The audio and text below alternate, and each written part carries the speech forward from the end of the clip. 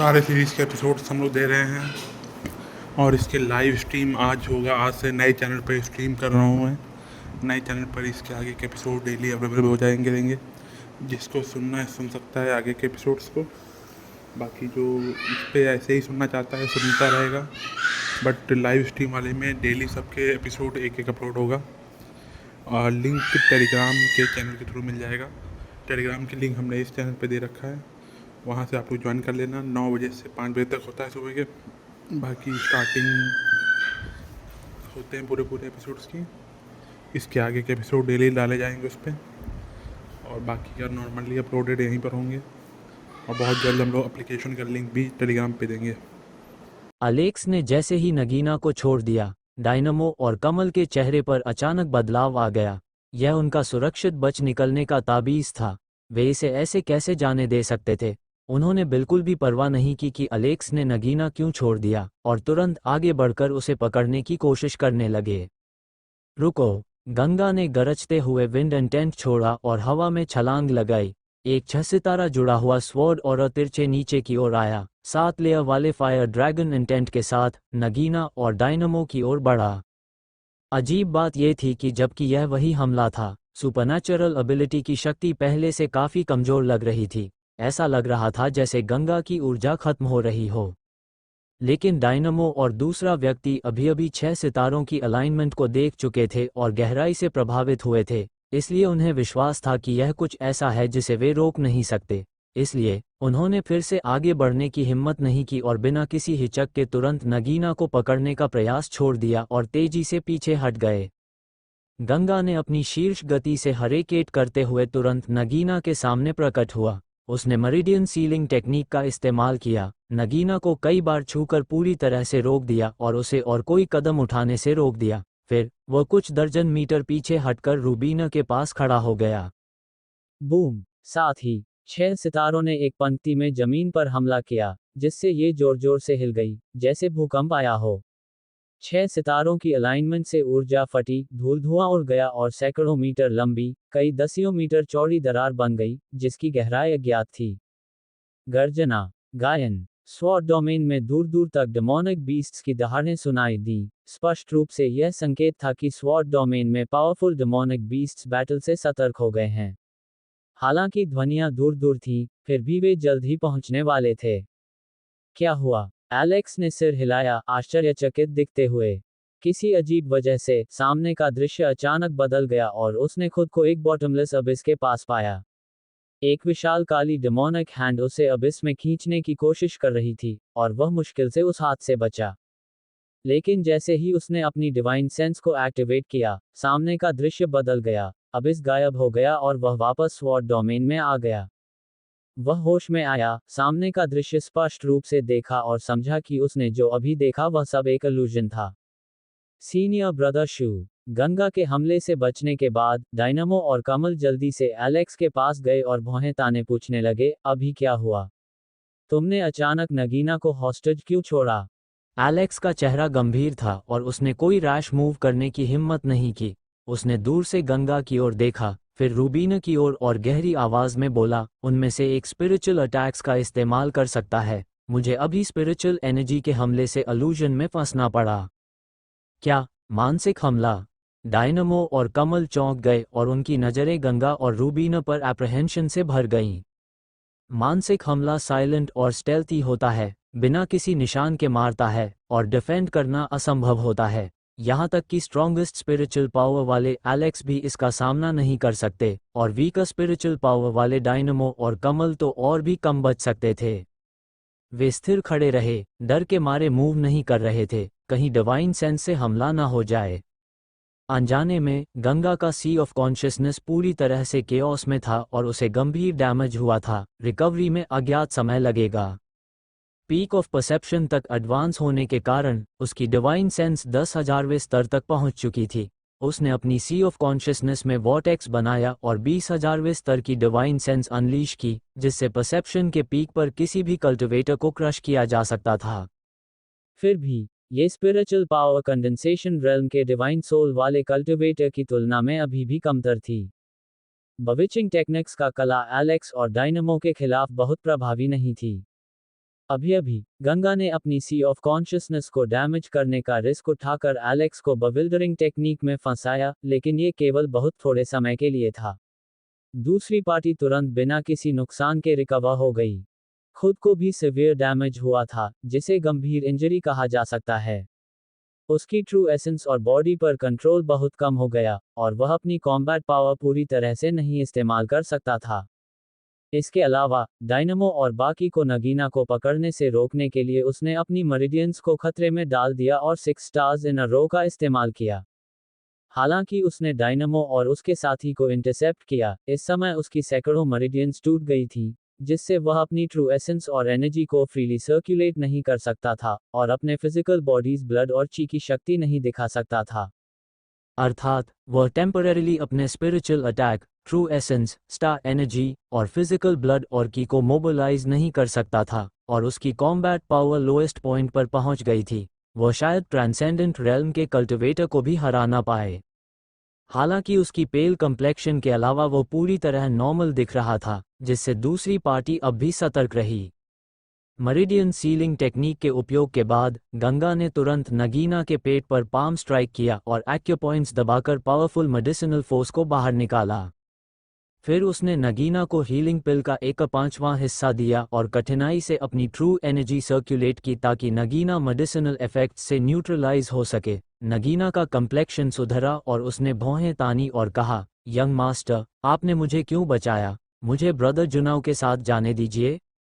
गंगा ने एक्सप्लेनेशन नहीं दी। उसने एक पाम स्ट्राइक से नगीना को अनकॉन्शियस कर दिया और फिर उसे अपने स्टोरेज रिंग में रखा, ताकि वह यहाँ हार्ट ब्रोकन न हो। कैसी हो? नगीना ठीक है? रूबीना ने चिंतित होकर पूछा। गंगा ने कहा, अभी के लिए वह नहीं मरेगी, लेकिन अगर हम उसके इनर कॉन्फ्लिक्ट को हल नहीं करेंगे, तो वह कभी भी इस ट्रॉमा की शैडो से बाहर नहीं आएगी और अंततः खुद को मारने की कोशिश करेगी। सारा दोष मेरा है। अगर मुझे पता होता, तो मैंने नारंग को नहीं मारा होता। रूबीना ने रिमॉर्सफुली कहा, अगर किसी को दोष देना है, तो वह नारंग को होना चाहिए। गंगा ने थोड़ी देर सोचा। उसने अपनी नज़र उन 3 लोगों पर डाली, एलेक्स और बाकी, जो फ्रोजन थे, और सोचा, मेरी प्रेजेंट शक्ति के साथ मैं किसी का मुकाबला नहीं कर सकता। लगता है मुझे रूबीना को कार्रवाई करने और उन्हें मारने देना ही पड़ेगा। ये सोचते हुए, गंगा ने अपनी आवाज़ रूबीना को ट्रांसमिट की, मुझे कुछ समस्या आ गई है और मैं लड़ नहीं सकता। उन तीनों को पकड़ने के लिए ब्लड जेड सिल्कवर्म का इस्तेमाल करो, उन्हें भागने मत दो। ठीक है। रूबीना ने सिर हिलाया, फिर अपने दाहिने हाथ को खोला और चमकदार लाल ब्लड जेड सिल्कवर्म दिखाई, जो उसकी छोटी अंगुली जितनी लंबी थी, उसकी हथेली में रेंग रही थी। ये काफी एडोरेबल था। अचानक, एलेक्स ने सरप्राइज में कहा, उसका चेहरा डर से भर गया और वह पूरी तरह कांपने लगा, जैसे उसने कुछ बेहद टेरिफाइंग देखा हो। उसने ऐसा पहले ब्लड जेड सिल्कवर्म को देखकर नहीं किया था। अब वह किस चीज से डर रहा था? जब गंगा ये सोच रहा था, उसे पीछे से वुशिंग साउंड सुनाई दी, जिसमें बूमिंग एक्सप्लोजन्स भी मिश्रित थे, जैसे कुछ तोड़ दिया गया हो। साथ ही, एक टेरिफाइंग प्रेशर दूर से महसूस हुई और एक्सट्रीमली तेजी से आ रही थी। प्रेशर इतना भयानक था कि दूर से भी गंगा ने महसूस किया कि इसे रोक पाना असंभव है, जैसे यह एक सांस में उसे नष्ट कर सकता हो। उसका दिल धक से रह गया, और उसने तुरंत समझ लिया कि एलेक्स उससे, रूबीना से, या ब्लड जेड सिल्कवर्म से नहीं डर रहा। एलेक्स जिस चीज से डर रहा था, वह चीज थी जो दूर में उनके पीछे प्रकट हुई थी। सीनियर ब्रदर शू, वह क्या है? डायनमो और कमल ने भी दूर में अजीब फिनोमेनन देखा। उनके चेहरे डर से भर गए और उन्होंने एलेक्स से पूछा। एलेक्स ने गहरी सांस ली, अपनी आंखें चारों ओर घुमाईं, और ट्रेम्बलिंगली कहा, वह blade storm, legendary blade storm है।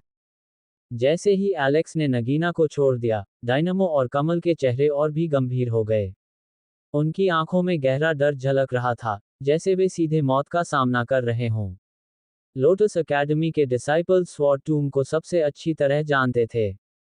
सामने वाले के डर को देखकर गंगा को समझ आ गया कि एलेक्स ने जिस स्वॉर्ड स्टॉर्म का जिक्र किया था, वह कुछ बेहद भयानक है। चांदनी की रोशनी में उसने पीछे देखा और पाया कि दूर से एक टॉर्नेडो, सैकड़ों मीटर चौड़ा और हजारों मीटर ऊंचा, तेजी से उनकी ओर बढ़ रहा है। इसके रास्ते में जो भी था, सब धूल में बदलकर स्टॉर्म में समा रहा था। जमीन हिल रही थी और गड़गड़ाहट करीब आ रही थी। जमीन पर स्पाइडरवेब जैसी दरारें दिखाई दे रही थीं, स्पष्ट संकेत कि टॉर्नेडो की शक्ति इस क्षेत्र तक पहुंच चुकी है। एक पल में ही टॉर्नेडो 10 मील से अधिक की दूरी तय कर चुका था और गंगा से 5 मील से भी कम दूरी पर पहुंच गया, जिससे उसे और भी स्पष्ट रूप से महसूस हुआ। वह टॉर्नेडो की खिंचाव वाली हवा और तेज गति को महसूस कर सकता था। इतनी तेजी! वह आश्चर्यचकित होकर सांस रोके। करीब से देखने पर उसने पाया कि टॉर्नेडो के भीतर घूमते हुए डेब्री के अलावा फ्लाइंग सॉर्ड्स भी तेजी से स्टॉर्म के बीच से निकल रहे थे। फ्लाइंग सॉर्ड्स इतनी तेज थीं कि गंगा कुछ क्षणों के लिए उनकी संख्या तक नहीं गिन पा रहा था। केवल अनुमान लगाया जा सकता था कि फ्लाइंग सॉर्ड्स की संख्या 100 से अधिक है। उन फ्लाइंग सॉर्ड्स पर वेपन पैटर्न्स सक्रिय थे। फ्लाइंग सॉर्ड्स से निकलने वाली शक्ति के आधार पर गंगा ने महसूस किया कि इनमें से अक्सर अर्थ ग्रेड या हेवन ग्रेड थे और बहुत कम ही प्रोफाउंड ग्रेड थे। ब्लेड स्टॉर्म, ये तो स्वॉर्ड ब्लेड से बनी तूफान है। गंगा को अब सब समझ में आ गया। ध्यान से सुनने पर उसने पाया कि दूर के डेमोनिक बीस्ट्स की दहाड़ें रुक गई थीं, और स्वॉर्ड स्टॉर्म की आवाज के अलावा आसपास पूरी तरह से चुप्पी थी। मॉन्स्टर्स पास आने की हिम्मत नहीं कर रहे थे। क्या वे स्वॉर्ड स्टॉर्म से डर रहे थे? अजीब है, क्या ये ब्लेड स्टॉर्म सच में इतना भयानक है? गंगा हैरान था। हालांकि स्वॉर्ड स्टॉर्म की शक्ति बहुत जोरदार थी, वह सुनिश्चित था कि वह आसानी से इससे बच सकता है और उसे कोई गंभीर खतरा नहीं था। ओह नहीं, यहाँ से निकलते हैं। रूबीना ने गंगा को खींचा। उसका चेहरा एलेक्स और लोटस अकेडमी के बाकी 2 लोगों की तरह डर से भरा था। स्पष्ट रूप से ब्लेड स्टॉर्म से डर गई थी। ये जानकर कि वे स्वॉर्ड स्टॉर्म का सामना नहीं कर सकते, एलेक्स और उसके 2 साथी बिना किसी हिचकिचाहट के भागने लगे। सोचने का समय नहीं था। गंगा और रूबीना तुरंत स्वॉर्ड स्टॉर्म से दूर की दिशा में चल पड़े। हालांकि वह गंभीर रूप से घायल था और अपनी गति पूरी तरह नहीं दिखा सकता था। वह बेहद धीमा था। रूबीना को समझ नहीं आया कि क्या हो रहा है। उसने पीछे मुड़कर गंगा को देखा और भौहें ताने कहा, जल्दी करो, अगर ब्लेड स्टॉर्म पकड़ लेगा तो तुम्हारी मौत तय है। गंगा ने गले में उभरते हुए खून को दबाते हुए कहा, यूडी, ब्लेड स्टॉर्म वास्तव में क्या है? रूबीना की पलकों में हलचल हुई और उसका चेहरा गंभीर हो गया। उसने कहा, ब्लेड स्टॉर्म स्वॉर्ड टूम में एक विशेष तूफान है। इसे स्वॉर्ड पपट नियंत्रित करता है और यह बहुमूल्य सॉर्ड्स के कन्वर्जेंस से बनता है। इसकी गति अत्यधिक तेज और अटैक पावर बहुत शक्तिशाली है। इसके अलावा, ब्लेड स्टॉर्म के रास्ते में आने वाले ऑर्डिनरी प्रेशियस सॉर्ड्स, जिन्होंने डिवाइन सोल्स नहीं खाई हैं, उन्हें तूफान में खींच लिया जाता है और इसमें शामिल कर दिया जाता है, जिससे ब्लेड स्टॉर्म की अटैक पावर लगातार बढ़ती है। गंगा ने थोड़ी देर सोचा और कहा, तो ब्लेड स्टॉर्म स्वॉर्ड पपट द्वारा नियंत्रित है? हाँ, रूबीना ने सिर हिलाया। स्वॉर्ड पपट एक ट्रेजर्ड स्वॉर्ड है, जो शैंड वेपन लेवल से ऊपर है। इसे कंडेंसेशन सोल रेल्म से ऊपर के कल्टिवेटर्स की आत्माओं को खाकर बनाया गया है। हालांकि इसमें अत्यधिक इंटेलिजेंस या सोल की मेमोरी नहीं है, लेकिन इसमें फाइटिंग स्पिरिट और इमोशंस हैं, जिससे इससे निपटना बहुत कठिन है।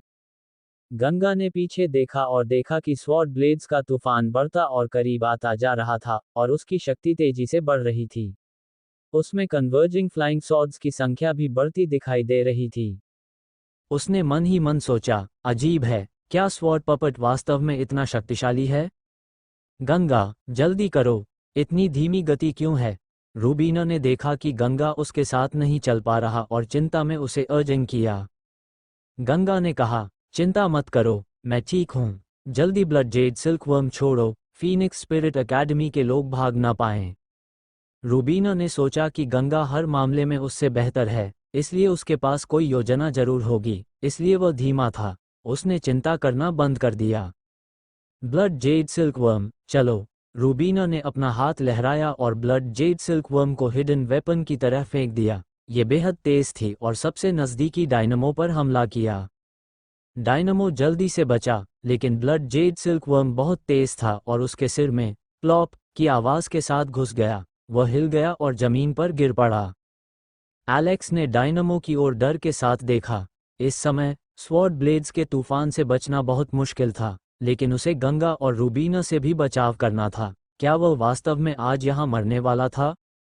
Blood jade silkworm soul condensation realm में था, लेकिन स्वॉर्ड गार्डियन टूम द्वारा रिस्ट्रिक्टेड था और हवा में उड़ नहीं सकता था। जब तक ये जमीन पर नहीं गिरा, इसे लीवरेज नहीं मिलती। फिर यह फोर्स का इस्तेमाल करके वापस उछलकर कमल की ओर चला गया। कमल स्पिरिचुअल रेल्म के पीक पर था, लेकिन उसकी शक्ति डायनेमो से बहुत कम थी और ब्लड जेड सिल्कवर्म का सामना नहीं कर सकती थी। उसका दिल छेद गया और वह वहीं मर गया। अपने दोनों साथियों की मौत के बाद एलेक्स का दिल तेजी से धड़कने लगा। वह पैनिक में चिल्लाया, मुझे मत मारो, मैं पफ। एलेक्स ने जैसे ही बात पूरी करनी चाही, वह मुड़ा और देखा कि गंगा खून उगल रहा है। उसका चेहरा और भी पीला हो गया और सांस बेहद कमजोर हो गई। क्या वह घायल है? एलेक्स ने भौं उठाए, सोचते हुए, कोई आश्चर्य नहीं कि उसने हम पर हमला नहीं किया, वह घायल था। इस सोच के साथ, एलेक्स ने जान लिया कि यह उसकी भागने की मौका है। उसने अपनी कल्टिवेशन को खतरे में डालते हुए तेजी से भागने की कोशिश की। रूबीना मूलतः चाहती थी कि ब्लड जेड सिल्कवर्म एलेक्स का पीछा करे और उसे भी मार दे। लेकिन जैसे ही उसने देखा कि गंगा खून उगल रहा है, उसने तुरंत ब्लड जेड सिल्कवर्म वापस बुलाया, गंगा के पास दौड़ी और चिंता में पूछा, तुम घायल कैसे हो गए? और पास मत आओ, तुम्हें अभी जाना चाहिए, गंगा ने चिल्लाया। पीछे से स्वॉर्ड ब्लेड्स का तूफान 500 मीटर से भी कम दूरी पर था और एक पल में पहुंचने वाला था। अगर रूबीना पीछे मुड़ी, तो वह स्टॉर्म में बहकर मर जाती। गंगा गंभीर रूप से घायल था और भाग नहीं सकता था। वह रूबीना का बोझ नहीं बनना चाहता था। रूबीना ने गंगा की बात नहीं सुनी। उसका चेहरा चिंता से भरा था और वह तेजी से पास आई, चिल्लाए, गंगा, तुम अभी यहाँ से निकल जाओ। गंगा ने चिल्लाया, ये जानते हुए कि वह भाग नहीं सकता, और स्टॉर्म ऑफ स्वॉर्ड ब्लेड्स में सीधे कूद गया। स्वॉर्ड ब्लेड्स का तूफान बेहद शक्तिशाली था। अगर गंभीर रूप से घायल गंगा इसे लगने देता, तो निश्चित रूप से वह इसका मुकाबला नहीं कर पाता। हालांकि, ब्लेड स्टॉर्म उसे तुरंत मार नहीं सकता था। उसने इस मौके का फायदा उठाने का निर्णय लिया। वह नियर डेथ स्टेट में प्रवेश कर केओस डिवॉवरिंग ब्लड लाइन को सक्रिय करेगा और ब्लेड स्टॉर्म की सारी ऊर्जा को डिवॉवर करेगा। तुम पागल हो, भागो। रूबीना को गंगा की योजना का पता नहीं था। उसकी आंखें बड़ी हो गईं और वह लगभग आंसू के कगार पर थी। उसने गंगा की चेतावनी को अनसुना कर दिया और जल्दी से उसके पीछे दौड़ी। जैसे ही गंगा की बातें सुनी, रूबीना थोड़ी चौंकी, लेकिन उसने उन पर विश्वास नहीं किया। वह देख सकती थी कि गंगा गंभीर रूप से घायल है। ऐसी स्थिति में, गंगा कैसे स्वॉर्ड स्टॉर्म को रोक सकता था? वह मेरी जान बचाने के लिए खुद को बलिदान करना चाहता था। रूबीना के दिल में अचानक गहरी पीड़ा हुई और उसकी आंखों से क्रिस्टल जैसी आंसू बहने लगे। गंगा की बातों को अनदेखा करते हुए, वह उसके पास दौड़ी और दृढ़ स्वर में चिल्लाई, जीवन और मृत्यु की स्थिति में भी, मैं, रूबीना, अपने साथियों को कैसे छोड़ सकती हूँ? चाहे ये स्वॉर्ड स्टॉर्म कितना भी शक्तिशाली क्यों न हो, मैं तुम्हारे साथ लड़ूंगी। मुझे परेशान मत करो, यहाँ से निकल जाओ। गंगा ने मुड़कर हाथ हिलाया। उसके स्टोरेज रिंग से एक मोटी, पीली छाया बाहर निकली। यह कोई और नहीं बल्कि डापाओ था। तोप स्पिरिचुअल के शिखर पर पहुंच चुकी थी और उसकी गति बेहद तेज थी। वह एक झटके में दौड़ी, रूबीना की कॉलर में दांत लगा लिया और उसे मुंह में लेकर दूर भाग गई। तोप, मुझे नीचे उतारो, रूबीना ने संघर्ष किया, लेकिन डापाओ ने गंगा के आदेशों का पालन करते हुए उसे कसकर पकड़ा रखा और एक पल में 4 या 5 मील दूर दौड़ गया। तभी, तोप ने महसूस किया कि कुछ गलत है। उसके पीछे की ओर अत्यधिक शक्तिशाली ऊर्जा के झोंके ने उसका दिल धड़कने पर मजबूर कर दिया। गंगा उस दिशा में था, लेकिन वह भाग गया। अब गंगा क्या करे? तोप ने महसूस किया कि उसे गंगा ने धोखा दिया है। स्टोरेज रिंग के अंदर, गंगा ने उसे बताया नहीं था कि बाहर कौन से खतरनाक हालात हैं। उसने बस यह आदेश दिया था कि रूबीना को दूर ले जाओ। लेकिन करीब से देखने पर पता चला कि गंगा गंभीर रूप से घायल है और बहुत ही नाजुक स्थिति में है। मृत्यु का खतरा मंडरा रहा है। भान भान भान, तोप घबरा गया और रूबीना को नीचे रख दिया। वह पागल की तरह गंगा की ओर दौड़ा और लगातार चीखते हुए दौड़ता रहा। वह आमतौर पर खाने और सोने में आनंद पाता था, लेकिन जब गंगा खतरे में होता है, तो वह बेहद चिंतित हो जाता है। रूबीना को तोप ने नीचे रखा और वह तुरंत पीछे मुड़ी। हालांकि, वह तोप जितनी तेज नहीं थी और पीछे रह गई। लेकिन तेज और धीमी में कोई अंतर नहीं था, क्योंकि अब दोनों, इंसान और कुत्ता, बहुत देर हो चुकी थी। एक स्वॉर्ड ब्लेड्स का तूफान उनके पास से गुजरा और गंभीर रूप से घायल गंगा इसे रोकने में असमर्थ रहा। टॉर्नेडो में समा गया, जो हजारों मीटर ऊंचा और सैकड़ों मीटर चौड़ा था, और किसी भी निशान के बिना गायब हो गया। इतनी भयानक हवाओं और फ्लाइंग सॉर्ड्स के बीच, यहां तक कि रिफाइंड आयन भी तुरंत टूट जाता। कहने की जरूरत नहीं कि गंगा केवल ह्यूमन था और गंभीर रूप से घायल था। नहीं, रूबीना अपने कदम रोककर जमीन पर गिर पड़ी, खांसी जैसी चीख के साथ। उसके बड़े और रक्तरंजित आंखों से आंसू बह रहे थे, उसके नाजुक चेहरे पर 2 आंसू की धारें पड़ गईं। उसने विश्वास नहीं किया कि गंगा स्वॉर्ड स्टॉर्म से बच पाएगा। क्यों क्यों? रूबीना ने सिर हिलाया और बुदबुदाया। उसका शरीर तेजी से कांप रहा था, उसकी आंखों में गहरा दुख था। उसने महसूस किया कि उसने अपनी आत्मा खो दी है और मर जाने का मन हुआ। उसने मुझे बचाने के लिए स्वॉर्ड स्टॉर्म से ढक लिया। मैं उसे निराश कैसे कर सकती हूँ? मुझे जीवित रहना ही होगा। रूबीना ने अपने भावनाओं को काबू में किया, टावरिंग स्टॉर्म की ओर कॉम्प्लेक्स भाव के साथ देखा और जाने की ओर मुड़ी। लेकिन उसने अचानक देखा कि तोप रुक नहीं रही थी और अब भी ब्लेड स्टॉर्म की ओर दौड़ रही थी। तोप से घना और भयानक डेमोनिक ऑरा निकल रहा था, जो 1000 मीटर के दायरे में फैल रहा था, जैसे लाल धुंध उठ रही हो। ये डेमोनिक एनर्जीज बेहद घनी थीं और उनकी शक्ति भयानक थी। रूबीना आश्चर्यचकित थी। तोप स्पिरिचुअल रेल्म के पीक पर थी, लेकिन सोल कंडेंसेशन रेल्म के अर्ली या मिड स्टेजेस में दिखाई देने वाले किसी भी डेमोनिक बीस्ट की इतनी भयंकर ऑरा नहीं थी। इसके अलावा, तोप की धमक इतनी बड़ी थी कि ऐसा लगता था जैसे यह एक अजेय ड्रैगन हो। क्या भारतीय ग्रामीण कुत्ते सच में इतने शक्तिशाली होते हैं? रूबीना ने बुदबुदाया, लेकिन फिर भी विश्वास नहीं किया कि तोप स्वॉर्ड स्टॉर्म का सामना कर सकती है। रोते हुए, उसने चिल्लाया, तोप, मत जाओ। तुम स्वॉर्ड स्टॉर्म का सामना नहीं कर सकती। तोप ने कोई जवाब नहीं दिया और न ही धीमा हुआ, बल्कि पागलों की तरह दौड़ती रही, विलाप करते हुए, चिंतित और तेज गति से, मानो गंगा को बुला रही हो। अचानक एक अजीब घटना हुई। जो स्वॉर्ड स्टॉर्म मूलतः इस दिशा में बह रहा था, वह अचानक रुक गया और उसकी शक्ति कमजोर हो गई। फिर, ब्लेड स्टॉर्म ने दिशा बदल दी और उसी रास्ते पर लौट गई, जहां से आई थी। भान, तोप ने एक तेज आवाज निकाली, उसकी पीली फर खड़ी हो गई, और जिस डेमोनिक ऑरा को उसने छोड़ा था वह और भी प्रबल हो गई। उसकी गति अचानक 30% बढ़ गई, जैसे उसे डर था कि ब्लेड स्टॉर्म भाग जाएगी, और उसने तेजी से पकड़ बनाने के लिए गति बढ़ा दी। खुशी की बात थी कि ब्लेड स्टॉर्म ने मुड़ लिया, लेकिन गंगा स्टॉर्म में मरा हुआ और डापाओ मरने को दौड़ रहा था, इसलिए रूबीना बिल्कुल भी खुश नहीं हो सकती थी। वापस आओ, तोप। गंगा अब बचाए जाने लायक नहीं था, इसलिए रूबीना जल्दी से उसके पीछे दौड़ी, तोप को रोकने की कोशिश की। लेकिन तोप बहुत तेज थी और वह बिल्कुल पकड़ नहीं पाए। भान, तोप अंततः ब्लेड स्टॉर्म तक पहुंच गई, और उसने एक भयंकर गर्जना की, जिसने हेवंस और अर्थ को हिला दिया, और ब्लेड स्टॉर्म की गरज को दबा दिया। उसकी शक्ति डरावनी थी, जमीन कांप रही थी।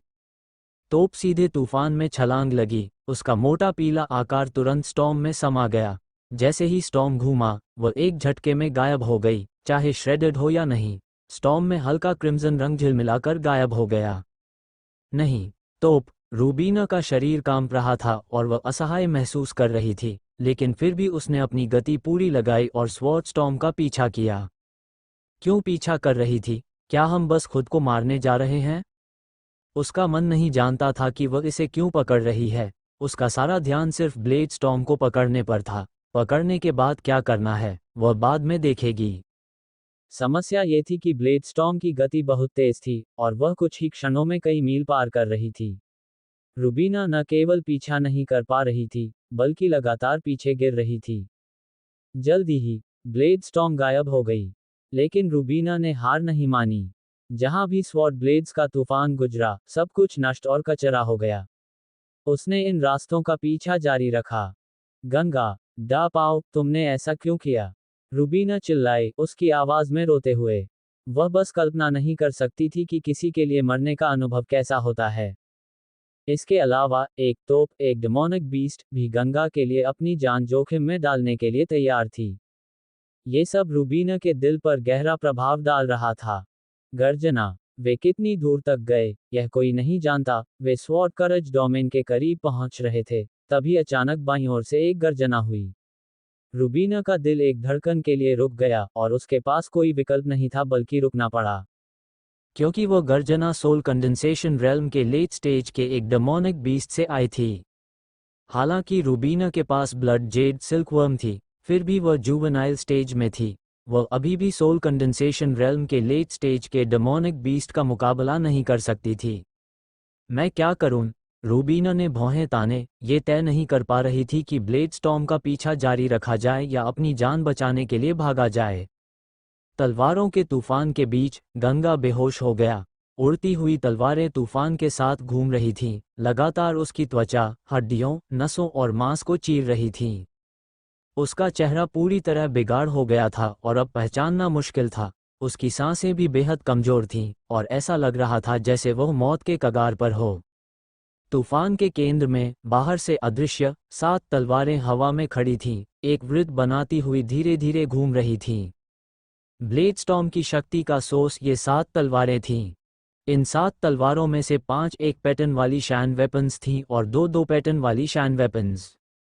2 पैटर्न वाली एक तलवार तेज चमक रही थी और ऐसा लग रहा था कि ये दिव्य शक्ति उत्सर्जित कर रही है, बाकी 6 तलवारों से अलग।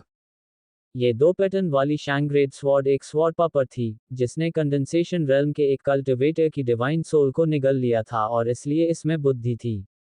तूफान के केंद्र में अन्य मिस्टिकल आर्टिफैक्ट्स और तूफान के भीतर के सेलेस्टियल और मिस्टिकल आर्टिफैक्ट्स सभी इसके कंट्रोल में थे और इसने स्वॉर्ड टूम से बाहर निकलते हुए स्वॉर्ड डोमेन में एक स्वॉर्ड स्टॉर्म बनाया।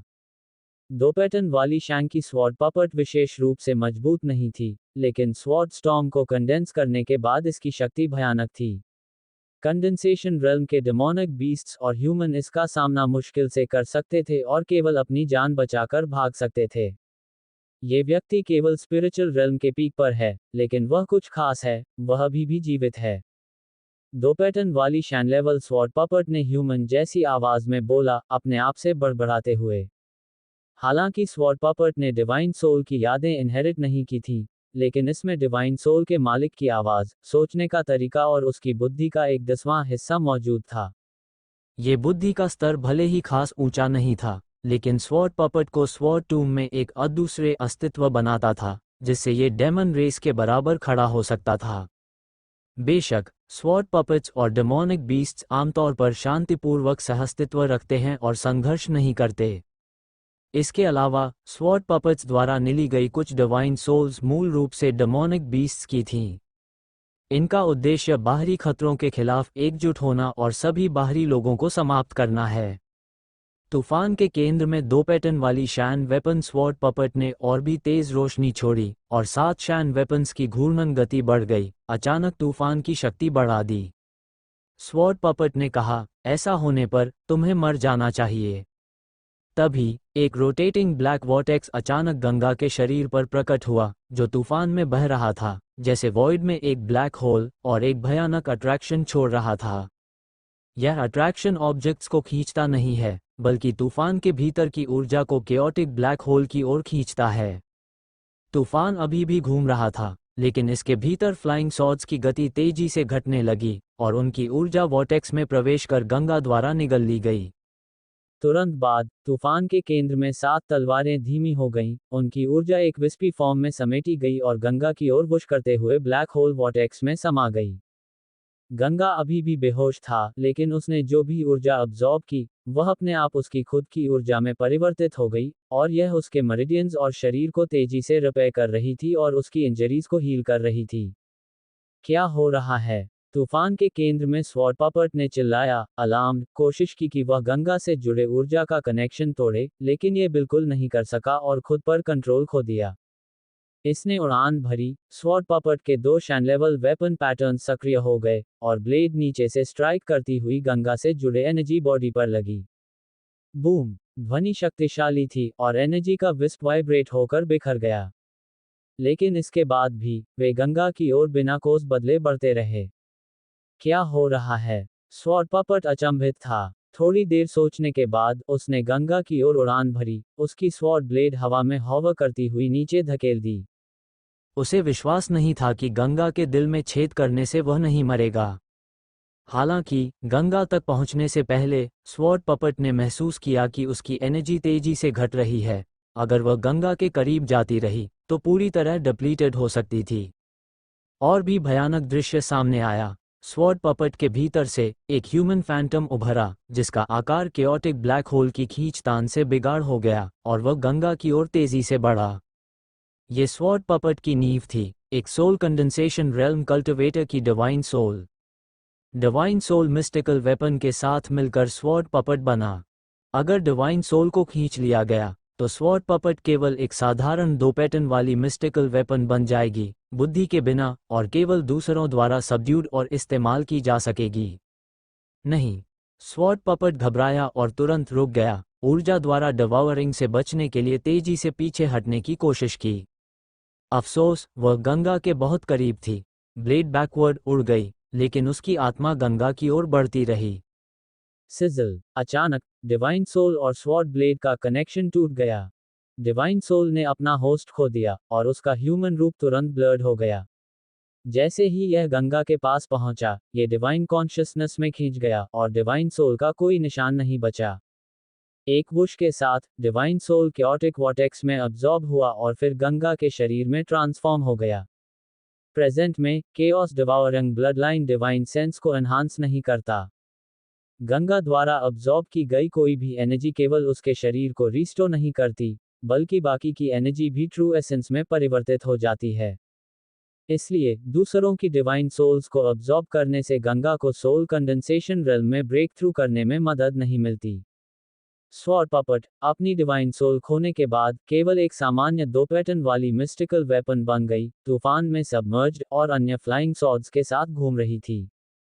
तूफान के केंद्र में स्थित बाकी 6 मिस्टिकल वेपन्स अब स्वॉर्ड पपट के कंट्रोल में नहीं थीं, वे भी नीचे गिर गईं और तूफान में बह गईं। ब्लेड स्टॉर्म अपनी पावर सोर्स खो बैठी और तेजी से धीमी होने लगी। डस्ट, रॉक्स, ग्रेवल और वुड फ्रैगमेंट्स जो तूफान में उठ रहे थे, लगातार गिरते रहे। जैसे ही तूफान आखिरकार रुका, गंगा जमीन पर गिर पड़ा। 1000 मीटर के रेडियस में कई तलवारें और अन्य मिसलेनियस आइटम्स उसके चारों ओर बिखरे थे। उसका शरीर, जो पहले घावों से भरा हुआ था, केओस डिवावरिंग ब्लडलाइन की मदद से ठीक हो गया था। केओस डिवावरिंग ब्लडलाइन वास्तव में चमत्कारिक है। इस समय केवल कुछ कमजोरी छोड़कर उसके शरीर पर इतने गंभीर घावों और नियर डेथ के संकेत नहीं थे। इस ब्लड लाइन के साथ जब तक उसे एक ही वार में नहीं मारा जाता, गंगा को वापस लाया जा सकता है। हालांकि वो अभी भी अनकॉन्शियस था और अभी तक जागा नहीं था।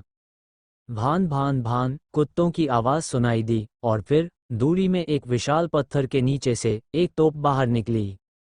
कहना पड़ेगा कि यह तोप वाकई अद्भुत थी। ये ब्लेड स्टॉर्म में फंसने के बावजूद बच गई। बेशक उसकी स्थिति भी अच्छी नहीं थी। उसके शरीर पर घाव थे, हड्डियां दिख रही थीं और उसके पीले बाल काफी गिर गए थे, जिससे वह काफी बिखरी हुई लग रही थी। इसके अलावा गंगा की केओस डिवावरिंग ब्लडलाइन ने अभी एक्टिवेट किया था और बिना किसी भेदभाव के उसने तोप की बहुत सारी एनर्जी अब्जॉर्ब कर ली। अगर तोप ने डेमन टोकन अब्जॉर्ब नहीं किया होता और खुद को प्रोटेक्ट नहीं किया होता, तो शायद उसकी डिमोनिक एनर्जी ड्रेन हो जाती और वह मर जाती। भान भान भान डापाओ अपने भारी घायल शरीर को गंगा के पास खींच कर ले आया। जब उसने देखा कि गंगा अभी भी सांस ले रहा है, तो उसने उत्साहित होकर जोर से चिल्लाया और मुस्कुराया। एक कुत्ता, अजीब, मैंने ऐसा कभी नहीं देखा। ये किस तरह का मॉन्स्टर है? अचानक जमीन के अंदर से एक सवालिया आवाज गूंजी। ध्वनि सुनते ही डापाओ का चेहरा सतर्क हो गया। उसने अचानक सिर घुमाया और देखा कि उसके बाएं पीछे 5 मीटर दूर जमीन फट चुकी थी और वहां से एक कांटों से ढका हुआ पॉक्यूपाइन जमीन से बाहर निकला था। पॉक्यूपाइन केवल आधा मीटर ऊंचा था, मोटासा और चेहरे पर खुश मुस्कान लिए दिखने में काफी साधारण और प्यारा लग रहा था। वूफ वूफ वूफ देखकर कि सामने वाला कोई नुकसान नहीं पहुंचाना चाहता, कैनन ने कुछ कमजोर आवाजें निकाली। लेकिन गंगा के अलावा कोई भी उसकी भाषा नहीं समझ सकता था। पॉक्यूपाइन अपनी पिछली टांगों पर इंसान की तरह खड़ा हुआ, सिर हिलाया और डेमन भाषा में कैनन से कहा, मैं तुम्हारी भाषा नहीं समझता, तुम बहुत स्मार्ट हो। अगर तुम सीखने के इच्छुक हो, तो मैं तुम्हें हमारी डेमन भाषा सिखा सकता हूँ। वूफ वूफ वूफ कैनन बहुत बुद्धिमान था, लेकिन लंबे समय तक इंसानों के संपर्क में रहने के कारण वह इंसानी भाषा समझ सकता था, पर पॉर्क्यूपाइन क्या कह रहा था यह नहीं जानता था। कुछ आवाज़ें निकालने के बाद, ये देखकर कि सामने वाला उसे नुकसान नहीं पहुंचाना चाहता, वह आलस से गंगा के पास लेट गया और उसकी रक्षा करने लगा। गंगा को सुरक्षित देखकर और अपने खुद के घायल अवस्था को सोचते हुए उसने गंगा की ओर तिरस्कारपूर्ण नज़र डाली, सोचते हुए कि अगर उसे पता होता कि ऐसा होगा तो वह अकेले भाग जाता, केवल एक कुत्ता ही ब्लेड स्टॉर्म का पीछा करता। हालांकि कैनन सिर्फ कुत्ता नहीं है, क्या तुम उसका कंट्रैक्टेड मॉन्स्टर हो? पॉर्क्यूपाइन ने सवाल किया, फिर सिर हिलाया और कहा, नहीं, तुमने डेमन कंट्रैक्ट नहीं बनाया है, इसलिए तुम दोस्त हो। डीमंस और इंसानों का दोस्त बनना काफी दुर्लभ है। लेकिन तुम किस रेस के हो? भले ही तुम केवल परसेप्शन रेल्म के शिखर पर हो, फिर भी मुझे असहजता का एहसास क्यों दे रहे हो? इसका मतलब है कि तुम्हारी ब्लडलाइन मेरी तुलना में कहीं ज्यादा मजबूत है। पॉर्क्यूपाइन धीरे धीरे और सोच समझकर बोल रहा था, ये परवाह किए बिना कि कैनन इसे समझे या नहीं। उसने कैनन की ओर देखा, फिर चारों ओर के बर्बाद जंगल और बिखरी हुई फ्लाइंग स्वॉर्ड्स की ओर देखा, और कहा, लगता है कि स्वॉर्ड स्टॉर्म से तुम्हें चोट लगी है। लेकिन तुम्हारा दोस्त क्यों नहीं घायल हुआ? क्या उसका शरीर इतना मजबूत है?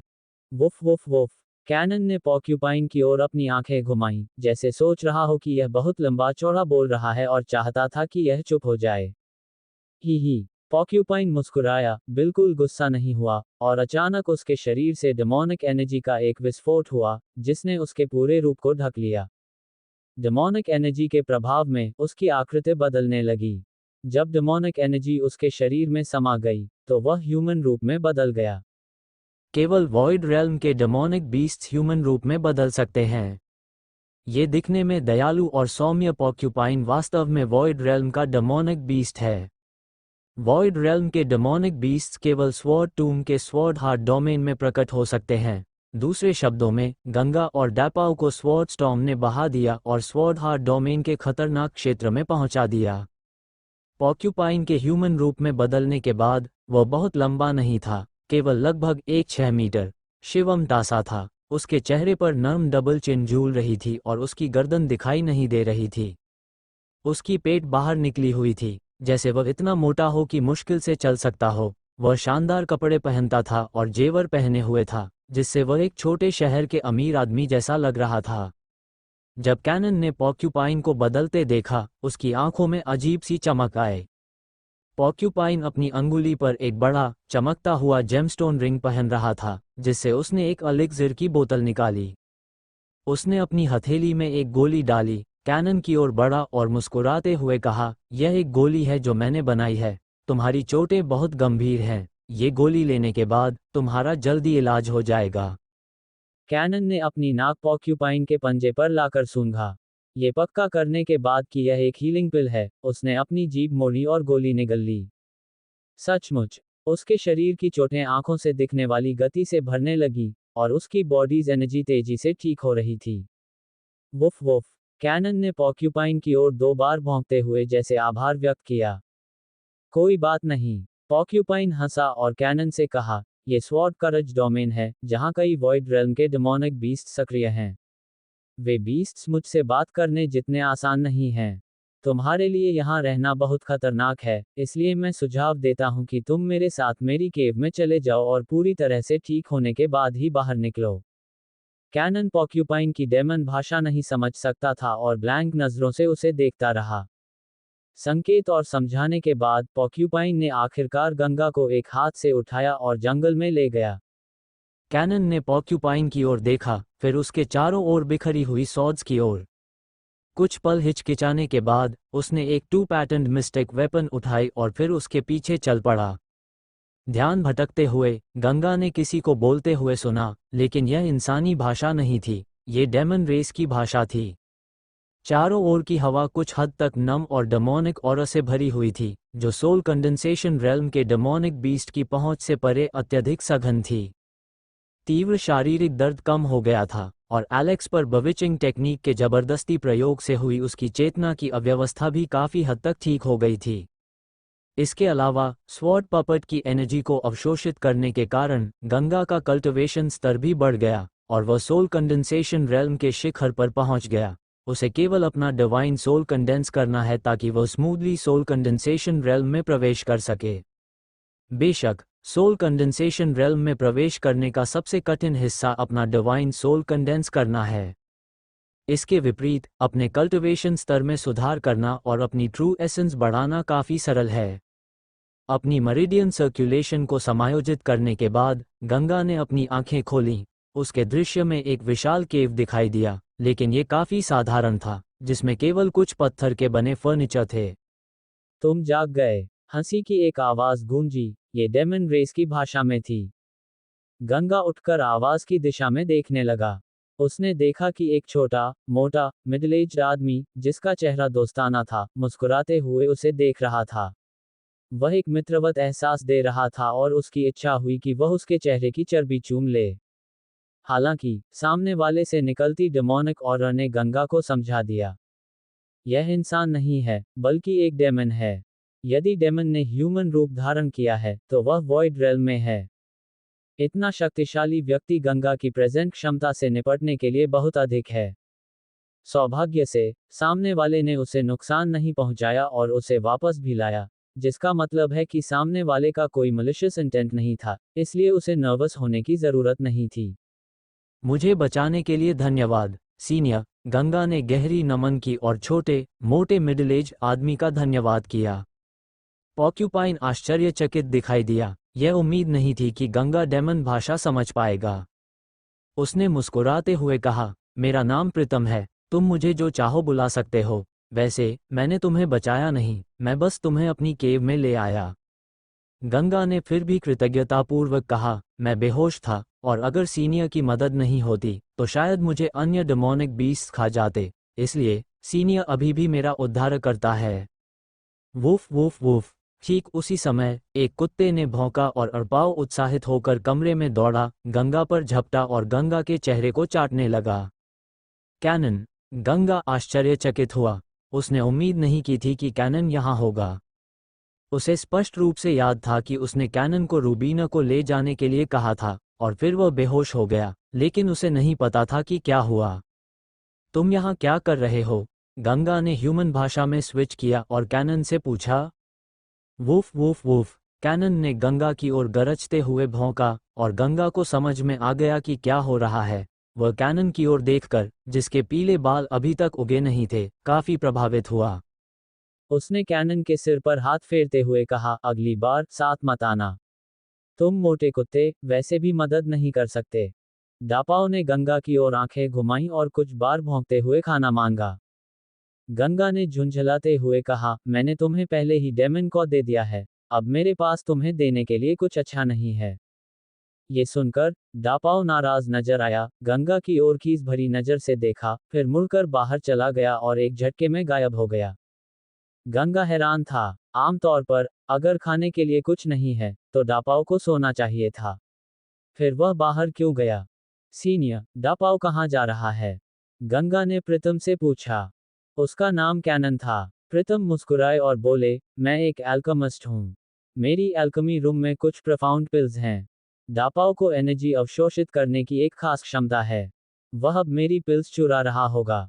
गंगा ने आश्चर्य से पूछा, सीनियर, आप बस डापाओ को मेरी पिल्स चोरी करने देंगे? प्रीतम ने बिना किसी चिंता के कहा, मेरे पास वैसे भी बहुत सारी पिल्स हैं जिनकी मुझे जरूरत नहीं है, तो उसे खा लेने दो। सीनियर वाकई बेफिक्र हैं, गंगा ने मुस्कुराते हुए कहा। प्रीतम ने बैठते हुए पूछा, वैसे, तुमने अभी तक मुझे अपना नाम नहीं बताया? गंगा ने हाथ जोड़कर कहा, मेरा नाम गंगा है। प्रीतम ने सिर हिलाया और कहा, गंगा, तुम्हें स्वॉर्ड स्टॉर्म में फंसाया गया, फिर भी तुम कैसे बच गए, और तुम्हारी चोटें अपने आप कैसे ठीक हो गईं? गंगा ने समझाया, मैंने एक बहुत शक्तिशाली बॉडी रिफाइनिंग टेक्निक की है जो मुझे खुद को हील करने में सक्षम बनाती है। तुम कुछ छुपा रहे हो? प्रीतम ने सिर हिलाया, लेकिन गुस्सा नहीं हुआ। वह मुस्कुराए और बोले, हालांकि, चूंकि तुम इसके बारे में बात करने के इच्छुक नहीं हो, मैं तुम्हें मजबूर नहीं करूंगा। आखिरकार, हर किसी के अपने रहस्य होते हैं, लेकिन आगे, जब मैं तुमसे सवाल पूछूं, तो बेहतर होगा कि तुम ईमानदारी से जवाब दो। अगर जवाब नहीं देना चाहते, तो बस कह दो, लेकिन मुझसे झूठ मत बोलो। सीनियर, मैं पहले हुए अपराध के लिए माफी चाहता हूँ, गंगा ने पछताते हुए कहा। प्रीतम ने पूछा, तुम डेमन रेस की भाषा क्यों समझते हो? गंगा ने कहा, मैंने एक किताब पाई थी जिसमें डेमन रेस की भाषा शामिल थी, इसलिए मैंने इसे सीखा। क्या तुमने अन्य डीमंस से संवाद किया है? तुम डेमन भाषा में इतने फ्लुएंट क्यों हो? प्रीतम ने जिज्ञासा से पूछा। गंगा ने समझाया, क्या सीनियर प्रखर को जानते हैं? ये सुनकर प्रीतम के चेहरे पर प्रशंसा झलक गई। उसने मुस्कान छुपाए और गंभीर स्वर में कहा, सीनियर प्रखर मेरे डेमन रेस का राजा था। अफसोस कि वह डेमोनिक ऑब्सेशन में गिर गया और आउटर स्टार रीजन से गुजरने वाले एक शक्तिशाली एक्सपर्ट द्वारा दबा दिया गया। अन्यथा, सीनियर प्रखर की क्षमता के साथ, वह निश्चित रूप से थ्री फेजेस रेल्म में प्रवेश कर जाता और उमेश राजा बनकर मार्शल स्टार पर राज नहीं कर पाता। बोलते हुए, प्रीतम ने एक भौं उठाई और कहा, गंगा, क्या तुम यह इशारा कर रहे हो कि तुमने प्रखर से मुलाकात की है? गंगा ने सिर हिलाया। हाँ, मैंने सीनियर प्रखर से संवाद किया है, इसलिए मैं डेमन भाषा में इतना फ्लुएंट हूँ। वो अभी भी जीवित है। प्रीतम का चेहरा खुशी से चमक उठा और उसने उत्साहित होकर कहा, वह अब कहाँ है? क्या तुम मुझे उसे देखने ले जा सकते हो? बस सीनियर प्रखर के लौटने से हमारे डेमन रेस को ह्यूमन रेस के उत्पीड़न का सामना नहीं करना पड़ेगा।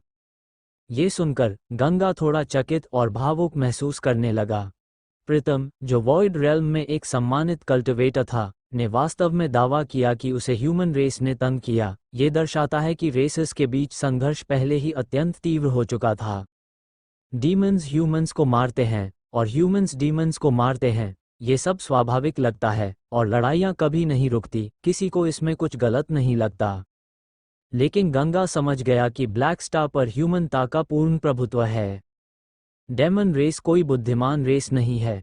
अक्सर उन्हें ह्यूमंस द्वारा जंगली जानवरों की तरह देखा जाता था, जिन्हें मनमाने ढंग से लिया और लूटा जा सकता था। प्रीतम ने गंगा को नुकसान नहीं पहुंचाया, ये दिखाता है कि वह एक दुष्ट डेमन नहीं है और उसने लोगों को बेवजह मारने तक नहीं पहुंचाया। उसके प्रेजेंट व्यवहार से अनुमान लगाया जा सकता है कि वह ह्यूमंस के प्रति ज्यादा स्नेह नहीं रखता। उसकी आशा थी कि वह पूरे डेमन रेस की स्थिति बदल दे, ताकि निचले स्तर के डीमंस भी ह्यूमंस द्वारा शिकार न किए जाएं या छोटे स्थानों में छुपने को मजबूर न हो। गंगा ने समझा कि यदि कैनन नहीं होता और उसने प्रखर का उल्लेख नहीं किया होता, तो शायद उसे प्रीतम की मुस्कान नहीं मिलती। कुछ पल की चुप्पी के बाद, गंगा ने प्रीतम से कहा, सीनियर प्रखर को फॉर्मेशन ने दबा रखा है और वह अभी बाहर नहीं आ सकता। मैं उसकी जगह नहीं बता सकता, अन्यथा यदि कोई शक्तिशाली व्यक्ति उसे मारने आएगा, तो उसे अपनी सुरक्षा में कठिनाई होगी। हालांकि, कृपया निश्चिंत रहें, सीनियर प्रखर 10 साल से कम में बाहर आ जाएगा। मैं तुम्हें नहीं बता सकता। प्रीतम ने भौहें चढ़ाईं। गंगा ने गंभीरता से कहा, सीनियर प्रखर की सुरक्षा के लिए मैं किसी पर भरोसा नहीं कर सकता। प्रीतम ने कुछ क्षण सोचा, फिर सिर हिलाया और कहा, ठीक है, मैं समझ गया कि तुम ऐसा क्यों कर रहे हो। फिर उसने पूछा, वैसे कैनन किस प्रकार का मॉन्स्टर है? मैंने इसे पहले कभी नहीं देखा और इसका ब्लडलाइन थोड़ा खास लग रहा है। गंगा ने कहा, डैपाउ डिवू स्टार का एक इंडियन रूरल डॉग है। इसका ब्लडलाइन म्यूटेट हुआ क्योंकि उसने कुछ खा लिया। कुछ? प्रीतम मुस्कुराए और बोले, लगता है तुम मुझे ये कुछ नहीं बताने वाले। कृपया मुझे माफ करें, सीनियर, गंगा ने हाथ जोड़कर कहा, इस बार हमें बचाने के लिए धन्यवाद। डैपाओ और मैं अब आपको परेशान नहीं करेंगे, हम अब विदा लेंगे। ये तुम्हारे लिए जगह नहीं है और तुम्हारा जाना ही सही है। प्रीतम ने सिर हिलाया और फिर गंगा को बाहर भेजने की तैयारी की। ठीक उसी समय बाहर से आवाज आई, प्रीतम, तुम वहां हो, जल्दी बाहर आओ। ये सुनकर गंगा ने प्रीतम की ओर हैरानी भरी नजर से देखा। प्रीतम ने गहरी आवाज में भौहें चढ़ाए और कहा, यह मींटू है, एक टाइगर। हालांकि वह मेरा मित्र है, हमारे दृष्टिकोण अलग हैं और वह ह्यूमन से बहुत नफरत करता है।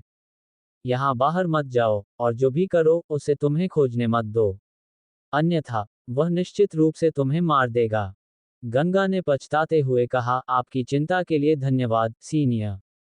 आशा है कि किसी दिन हमें सीनियर प्रखर के सार्वजनिक रूप में लौटने की खबर मिलेगी। प्रीतम मुस्कुराए, बाहर निकले और पुकारा, मींटू, तुम क्या चिल्ला रहे हो? मैं यहाँ हूँ, है न? धमाक। बाहर जाते समय प्रीतम ने पीछे दरवाजा बंद कर दिया। गंगा कुर्सी पर बैठा और मुस्कुराए बिना नहीं रह सका। इस बार जो हुआ वह वाकई नाटकीय था, उसे वास्तव में वॉइड रेल्म के एक मॉन्स्टर ने बचाया था। उसने ध्यान से सुना। प्रीतम और मिंटू की आवाज़ें कुछ मफल थीं, लेकिन वह उनकी अलग-अलग आवाज़ें अभी भी पहचान सकता था। यहाँ के चारों ओर एक स्टॉर्म ऑफ ब्लेड्स उत्पन्न हुआ है। लगता है स्वॉर्ड डोमेन के स्वॉर्ड पपेट्स यहाँ पैनिक में भाग गए हैं। मैंने ह्यूमंस की उपस्थिति भी महसूस की। क्या तुमने कुछ पाया? आवाज़ जल्दी और थोड़ी चिंता में थी। यह निश्चित रूप से प्रीतम का मित्र मिंटू था। प्रीतम ने कहा, मैंने पहले जांच की और लगभग अपनी जान गंवाने वाले केनाइन मॉन्स्टर के अलावा वहां कुछ भी नहीं था। मिंटू ने कहा, एक केनाइन डेमन बीस्ट? क्या ये फीनिक्स स्पिरिट अकेडमी के किसी डिसाइपल का कंट्रैक्टेड डेमन बीस्ट हो सकता है? लगता है इसका मास्टर मर गया और यह कॉन्ट्रैक्ट से मुक्त हो गया। ये सच में भाग्यशाली है, वरना इसे अपने पूरे जीवन ह्यूमंस का स्लेव बनकर रहना पड़ता। सिर्फ सोचकर ही दुख होता है। प्रीतम ने कहा, ह्यूमंस खतरनाक हैं। वे मेरे डेमन रेस को स्लेव्स की तरह मानते हैं। मुझे नहीं पता कि कब हम स्थिति बदल पाएंगे। प्रीतम, इस मामले के अलावा मैं तुम्हें कुछ अच्छी खबर देने आया हूँ, मिंटू उत्साहित होकर बोला। प्रीतम ने पूछा, कौन सी खबर? मिंटू ने कहा, वेस्टर्न कॉन्टिनेंट में अक नामक एक डेमन बीस्ट प्रकट हुआ है। वह अभी विभिन्न डेमन क्लैन गैदरिंग प्लेसेस के बीच यात्रा कर रहा है, सभी को एकजुट करने और एक डेमन क्लैन कोalition बनाने की योजना बना रहा है, ताकि मार्शल स्टार के ह्यूमंस पर हमला किया जा सके। ये सुनकर कमरे में मौजूद गंगा का दिल झटका खा गया। उसे उम्मीद नहीं थी कि अक पहले ही इतनी दूर बढ़ गया होगा। प्रीतम ने पूछा, मैंने पहले कभी इस अक के बारे में नहीं सुना। वह वास्तव में कौन है? मिंटू ने कहा जाता है कि वे आउटर स्पेस के डेमन रेस से हैं, लेकिन वे कई वर्षों से ब्लैक स्टार पर हैं। वे ब्लैक स्टार के डेमन रेस की किस्मत से बहुत क्रोधित हैं, इसलिए उन्होंने सभी को एकजुट करने और डेमन रेस को उसका हक दिलाने की योजना बनाई है।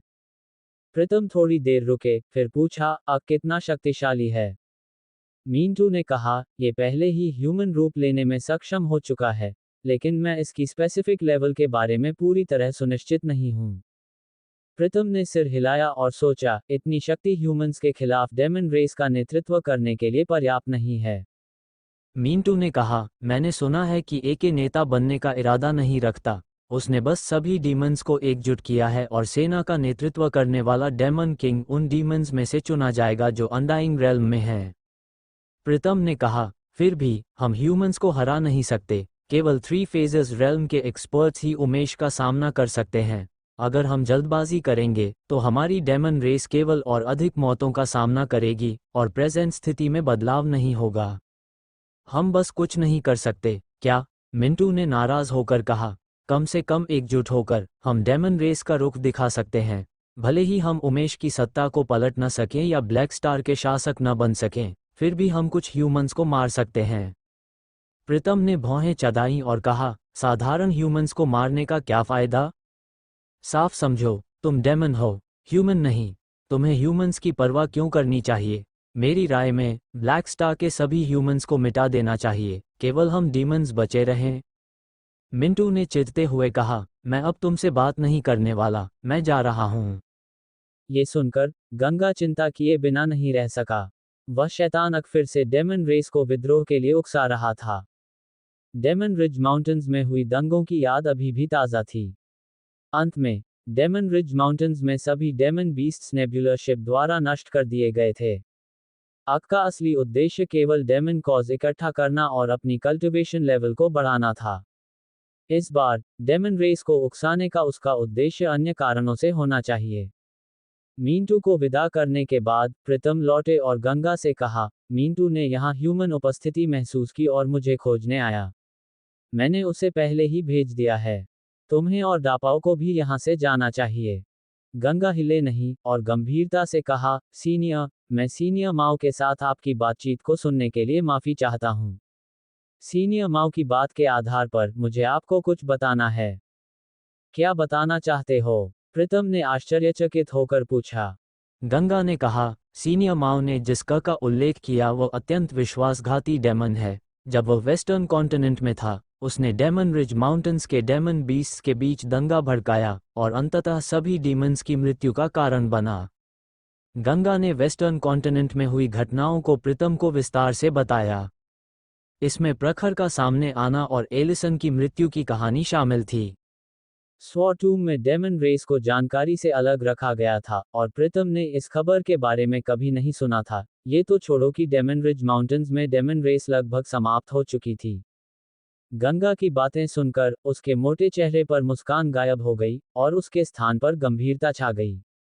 वह कुछ देर चुप रहे और उसकी आंखों में नाराजगी झलकते हुए बोले, यह हक वाकई घटिया है, वास्तव में डेमन रेस का इस तरह इस्तेमाल करना। गंगा ने कहा, इस बार सभी डेमन रेसेस को एकजुट करने का हक का निर्णय निश्चित रूप से उनकी मदद के लिए नहीं है, इसमें उसके अपने सेल्फिश मोटिव्स हैं। इसके अलावा डेमन रेसेस वास्तव में हेवनली सेंट एम्पायर के खिलाफ लड़ने के लिए पर्याप्त मजबूत नहीं हैं। अगर हम जल्दबाजी में सेना भेजते हैं तो केवल और अधिक डेमन कैजुअल्टीज होंगे। अगर हम होली एम्परर को नाराज कर देंगे तो यह असंभव नहीं कि वह अपनी सेना भेजकर डेमन रेसेस को समाप्त कर दे। गंगा की बातें सुनकर प्रीतम ने महसूस किया कि स्थिति उनकी अपेक्षा से अधिक गंभीर है। उस समय डेमन रेस के जीवित रहने का कारण यह नहीं था कि वे मजबूत थे, बल्कि क्योंकि हेल्फडेमॉन महिपाल ने होली एम्परर को उन्हें समाप्त करने से रोका था। अन्यथा थ्री फेजर्स रेल्म के एक भी कल्टिवेटर के बिना डेमन रेस निश्चित रूप से उमेश को रोक नहीं पाती। गंगा ने आगे कहा, डेमन रेस को अब की बातों पर भरोसा नहीं करना चाहिए। मैं सीनियर प्रीतम से अनुरोध करता हूं कि वे अपनी पूरी शक्ति लगाएं ताकि डेमन रेस किसी अलायंस का निर्माण करके ह्यूमंस पर हमला न करें। अन्यथा ब्लैक स्टार पर डेमन रेस को विलुप्त होने का सामना करना पड़ेगा। प्रीतम गंभीरता से सिर हिलाया और कहा, मुझे स्वॉर्टूम डेमन किंग को इस मामले के प्रोज और कॉन्स बताने का रास्ता ढूंढना होगा। अगर वह घटिया स्वॉर्टूम में प्रकट हुआ तो हमें उसे पकड़कर मारना होगा। मामला निपटने के बाद यद्यपि गंगा असहज महसूस कर रहा था, फिर भी वह कुछ नहीं कर सकता था। प्रीतम से विदा लेने के बाद वह बाहर चला गया। हालांकि डापाओ प्रीतम की एल्केमी रूम छोड़ने के लिए अनिच्छुक था, फिर भी उसने गंगा का पीछा किया। उसकी आंखों में गंगा स्पष्ट रूप से सबसे जरूरी व्यक्ति था, जबकि खाना और सोना दूसरी प्राथमिकता पर था। प्रीतम की केव भूमिगत थी। गंगा और डापाओ एक विशाल ट्री हॉलो से बाहर निकले, तब प्रीतम ने उन्हें कहा, ये जगह स्वॉर्ड गॉल डोमेन है। हालांकि डेमन रेस स्पार्सली डिस्ट्रीब्यूटेड है, फिर भी बहुत से हैं। तुम्हें यात्रा करते समय सावधान रहना होगा। अगर किसी डेमन का सामना हो तो गंगा उन्हें उनकी भाषा में जानता है। बस कह दो कि तुम मेरे मित्र हो। प्रीतम, यह उपयोगी हो सकता है। सीनियर, विदा। गंगा ने हाथ जोड़कर प्रणाम किया और डापाओ के साथ स्वॉर्ड डोमेन की दिशा में दौड़ पड़ा, जंगल में गायब हो गया। ये जगह सुरक्षित नहीं थी, इसलिए गंगा ने कोई समय बर्बाद नहीं किया और बिना पीछे देखे तेजी से आगे बढ़ा। उसे अचानक एहसास हुआ कि कैनन, जो परसेप्शन के शिखर तक पहुंच चुका था, विंड इंटेंट का उपयोग करते समय वास्तव में उससे कई गुना तेज था। ये लड़का मिरियड डेमन टोकन को निगलने से वाकई बहुत लाभान्वित हुआ है। अब तुम्हारी बारी है। गंगा हंसा और कैनन की पीठ पर छलांग लगा दी। हालांकि कैनन बड़ा नहीं था, लेकिन काफी मोटा था और उसकी पीठ पर बैठना बहुत नरम और आरामदायक था। हालांकि कैनन तुरंत नाराज हो गया, रुका, वहीं लेट गया, आंखें बंद की और सो गया, चलने से मना कर दिया। एक तेंदुए के धब्बे नहीं बदल सकते। गंगा के होंठ ट्विच हुए, बेबस। ठीक उसी समय जंगल में अचानक एक आवाज गूंजी, हा, जैसा कि मेरी डेमन रेस से उम्मीद थी, ह्यूमंस का सामना करते समय हमें मरने के लिए तैयार होना चाहिए। भले ही डेमन टेमिंग कॉन्ट्रैक्ट हो, हम उनके द्वारा नियंत्रित और एनस्लेव नहीं किए जा सकते। जंगल में गूंजती आवाजें कुछ परिचित सी लग रही थीं। गंगा ने ध्यान से सुना और तुरंत समझ गया कि आवाज निकालने वाला व्यक्ति मिंटू है, जो प्रीतम का मित्र था। स्वूश! जंगल से अचानक एक आकृति उभर आई। वह एक मिडिल एज्ड आदमी था, जो सफेद टाइगर स्किन रोब पहने था। उसके चेहरे पर सुंदर फुल बियर्ड था, चेहरा दृढ़ और प्रतिष्ठित था और उसकी कदकाठी लंबी और सीधी थी। वह एक दबदबा और तीव्र ऑरा छोड़ रहा था, जो छोटे, मोटे और मित्रवत प्रीतम के साथ बिल्कुल विपरीत था। अजीब बात यह थी कि उसके माथे की झुर्रियां हल्के रूप में वंग राजा का अक्षर बना रही थीं, जिससे उसकी इम्पोजिंग उपस्थिति थोड़ी कम हो गई। मिंटू ने गंगा की ओर देखा, फिर जमीन पर सो रहे डापाओ की ओर देखा और कहा, तुम प्रीतम के साथ नहीं थे, फिर तुम फिर से कैसे पकड़ लिए गए? पर चिंता मत करो, मैं इस आदमी को मार दूंगा और तुम आज़ाद हो जाओगे। जैसे ही उसने ये कहा, एक मजबूत डेमोनिक ऑरा फैल गई और मिंटू की आंखों में मर्डरस इंटेंट भर गया और वह गंगा की ओर देखने लगा। प्रीतम के विपरीत, वह ह्यूमन जाति के प्रति गहरी नाराजगी रखता था। वूफ वूफ वूफ, मिंटू के मर्डरस इंटेंट को महसूस करते हुए डापाओ ने गंगा का रास्ता रोक दिया और मिंटू की ओर जोर से भौंकने लगा। हालांकि वह कैनन की भाषा नहीं समझ सकता था, मिंटू फिर भी यह समझ गया कि कुत्ता पीछे खड़े ह्यूमंस की रक्षा कर रहा है। मिंटू ने भौहें चढ़ाईं और डापाओ से कहा, तुम क्या कर रहे हो? क्या तुम अपनी आज़ादी नहीं चाहते? डेमन रेस को ह्यूमंस के खिलाफ लड़ना चाहिए, उनके स्लेव्स नहीं होना चाहिए। वूफ वूफ वूफ, कैनन ने मिंटू की बातों को नज़रअंदाज किया और दांत दिखाते हुए जोर जोर से भौंकता रहा, किसी भी डर के बिना कि सामने वाला वॉइड रेल्म का डेमन बीस्ट है। लगता है तुम्हें डेमन टाइमिंग कॉन्ट्रैक्ट से धमकी दी गई है। मिंटू ने भौहें चढ़ाईं, उसकी नाराजगी और गहरी हुई और गहरी आवाज में कहा, तो फिर मैं तुम्हें बचाऊं। एक ही पल में मिंटू के शरीर के चारों ओर घूमती डेमोनिक एनर्जी अचानक उसकी हथेली में समा गई और एक घूमता हुआ उछलता हुआ डेमोनिक एनर्जी का गोला बन गया। ऊर्जा के उतार चढ़ाव अत्यंत तीव्र थे और गंगा के सबसे मजबूत हमले की ताकत भी इसके 1/10वें हिस्से से कम थी। गंगा अपने विरोधी को पूरी तरह हरा पाने में असमर्थ था और जल्दी से बोला, सीनियर, रुकिए, मैं।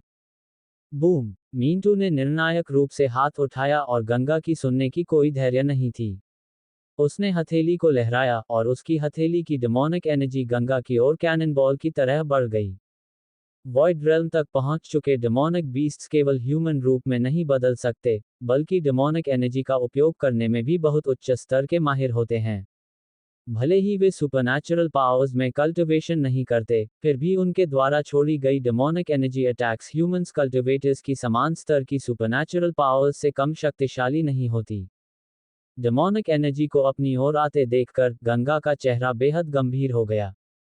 चाहे वह इसे रोक सके या नहीं, वह रॉथ ऑफ द स्काई निकालकर काउंटर अटैक करने ही वाला था। ठीक उसी समय किनारे से अचानक एक लंबा स्पेयर निकला जो घनी डेमोनिक एनर्जी में लिपटा हुआ था और मिंटू के डेमोनिक एनर्जी शरीर को भेद गया। बूम! एक जोरदार धमाके के साथ डेमोनिक एनर्जी फैल गई और एक शक्तिशाली शॉकवेव ने गंगा को लगभग 100 मीटर दूर फेंक दिया, जब तक कि वह मुश्किल से अपनी स्थिति संभाल पाया। धूल उड़ गई और जहां स्पेयर ने डेमोनिक बॉल से टकराया, वहां एक विशाल क्रेटर बन गया, जैसे कोई गिरता हुआ मीटियोराइट टकराया हो। स्पेयर बहुत मजबूत था और टूट नहीं गया, ये हवा में घूमता रहा और फिर एक छोटे, मोटे आकृति के हाथ में गिर गया। गंगा ने गौर से देखा और पाया कि वह छोटे, मोटे आकृति कोई और नहीं, बल्कि प्रीतम था। प्रीतम के हाथ में स्पेयर थी। ध्यान से देखने पर गंगा ने समझा कि स्पेयर कोई हथियार नहीं था, बल्कि वह तेज स्पाइक था जिसे प्रीतम ने अपने शरीर से निकाला था। हालांकि इस समय प्रीतम ने ह्यूमन रूप धारण कर लिया था, इसलिए उसके पीछे घनी स्पाइक्स अब दिखाई नहीं दे रही थीं। प्रीतम, जब उसने देखा कि प्रीतम ने उसका हमला रोक दिया, मिंटू चकित नजर आया, फिर गुस्से में बोला, तुम क्या कर रहे हो? ह्यूमंस की मदद कर रहे हो डेमन रेस के खिलाफ लड़ने में? प्रीतम ने कहा, गंगा कोई बुरा इंसान नहीं है। उसके और इस केनाइन डेमन बीस्ट के बीच कोई टेमिंग कॉन्ट्रैक्ट नहीं है, वे दोस्त हैं। इसके अलावा वह डेमन रेस के लिए बहुत जरूरी है, इसलिए तुम उसे नहीं मार सकते। मुझे लेक्चर देने की कोशिश मत करो। ये तो नेचुरल है कि डीमंस ह्यूमंस को मारते हैं। मिंटू ने प्रीतम की बातों को नजरअंदाज किया, जोर से गरजा और अचानक गंगा पर हमला कर दिया। हालांकि प्रीतम मोटा था, लेकिन वह बिल्कुल धीमा नहीं था और तुरंत मिंटू को रोक लिया। वॉइड रेल्म के 2 डीमंस लड़ाई में उतर गए। गंगा, तुम्हें तुरंत चले जाना चाहिए, प्रीतम ने गंगा से चिल्लाया। सीनियर, गंगा ने थोड़ी देर हिचकिचाया, फिर प्रीतम को हाथ जोड़कर प्रणाम किया। वह और डापाओ मिलकर स्वॉर्ड डोमेन की दिशा में तेजी से बढ़े और जल्दी ही जंगल में गायब हो गए। जैसे ही वे गए, मिंटू ने पीछे कदम रखा, प्रीतम की ओर इशारा किया और गरजते हुए कहा, तुम पागल हो? क्या तुम्हें पता है कि तुम क्या कर रहे हो? तुम डेमन रेस को धोखा दे रहे हो। प्रीतम ने कुछ क्षण सोचा और कहा, मिंटू, खुद से पूछो, क्या तुम्हारे जीवन में कभी ह्यूमंस में से कोई मित्र रहा है? मिंटू ने मुंह खोला और ठंडी आवाज में कहा, क्या मतलब, क्या तुम उस बच्चे की तुलना परितोष से कर रहे हो? प्रीतम ने कहा, दरअसल, तुम ये समझते हो कि इस वर्ल्ड में अभी भी परितोष जैसे लोग हैं। स्नॉट, मिंटू ने ठंडी नाक भौंकी, मुड़ा और जंगल में चला गया, कहते हुए, उन्होंने परितोष को सिर्फ इसलिए मार डाला क्योंकि वह मेरा मित्र था। ये दिखाता है कि ह्यूमंस कितने निर्दयी हो सकते हैं। संक्षेप में, मैं अपने जीवन में कभी ह्यूमंस पर भरोसा नहीं करूंगा। विदा। ये कहकर मिंटू तुरंत गायब हो गया। अच्छा, प्रीतम ने आह भरी और हाथ हिलाते हुए सिर झुकाया। गंगा और डापाओ ने आखिरकार स्वॉर्ड एग्जिट डोमेन पहुंचकर राहत की सांस ली। हालांकि वे अभी भी शिथिल नहीं हुए, क्योंकि स्वॉर्ड डोमेन में अभी भी कई लेट स्टेज और peak stage soul condensation demonic beasts थे जिन्हें वे हरा नहीं सकते थे।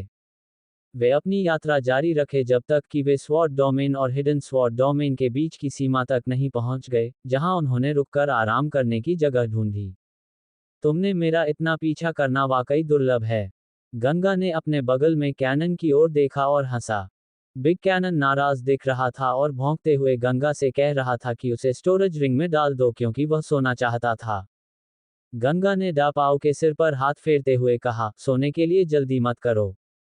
स्वॉर्ड डोमेन के बाहरी क्षेत्र में, अक्सर मॉन्स्टर्स सोल कंडेंसेशन रेल्म के अर्ली या मिडिल स्टेजेस में हैं।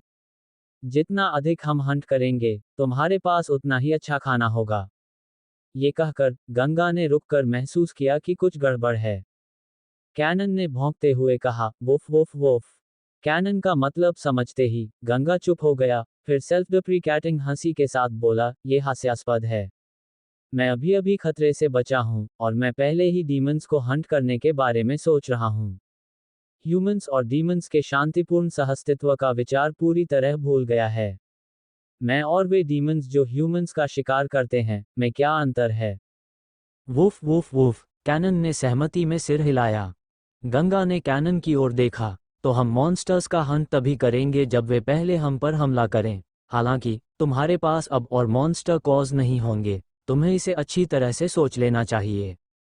डापाओ ने भौहें चढ़ाईं, विरोधाभासी नजर आते हुए। लंबे समय के बाद, उसने मुश्किल से सिर हिलाया।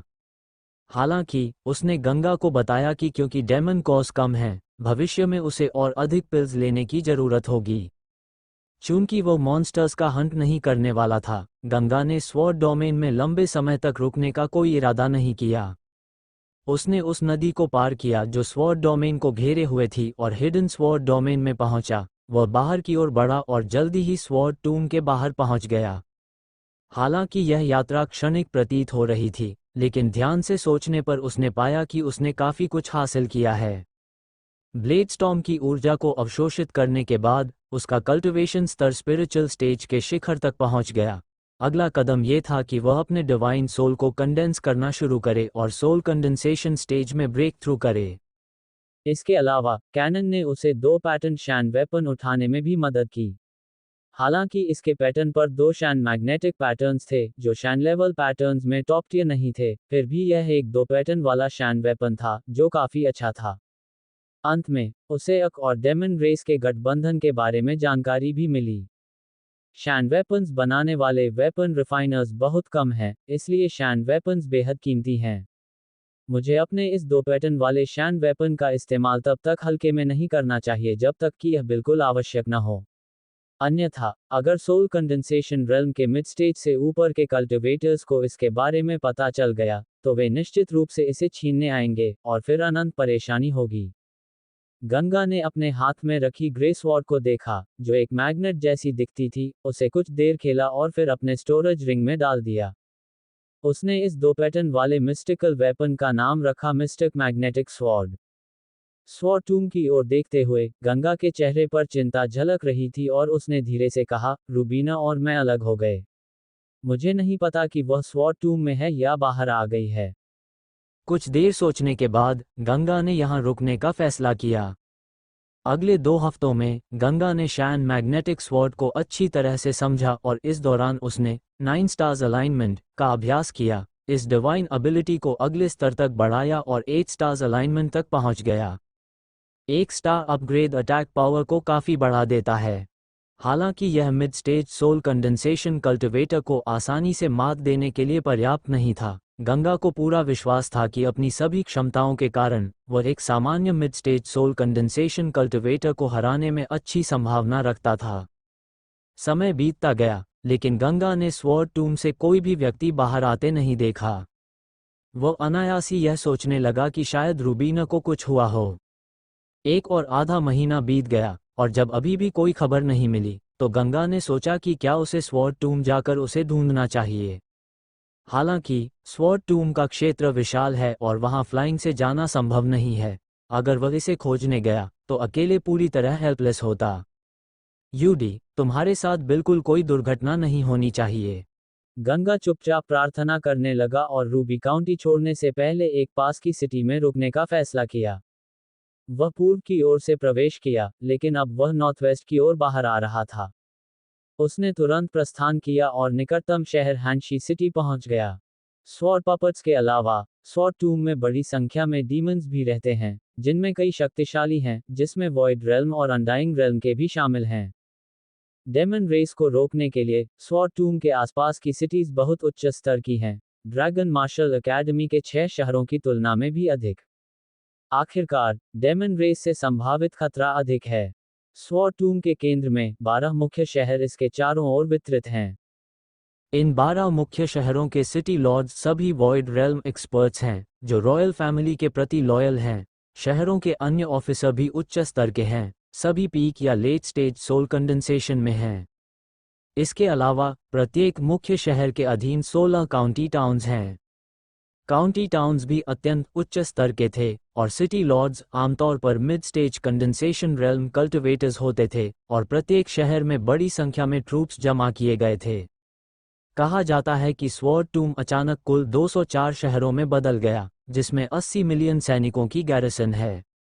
लक्ष्य स्पष्ट है, स्वॉर्ड टूम के मॉन्स्टर्स को रोकना। अगर मॉन्स्टर्स कोई अनयूजुअल मूव्स करते हैं या बड़े पैमाने पर स्वॉर्ड टूम छोड़ने की हिम्मत करते हैं, तो ऑफिसर सख्त कार्रवाई करेंगे।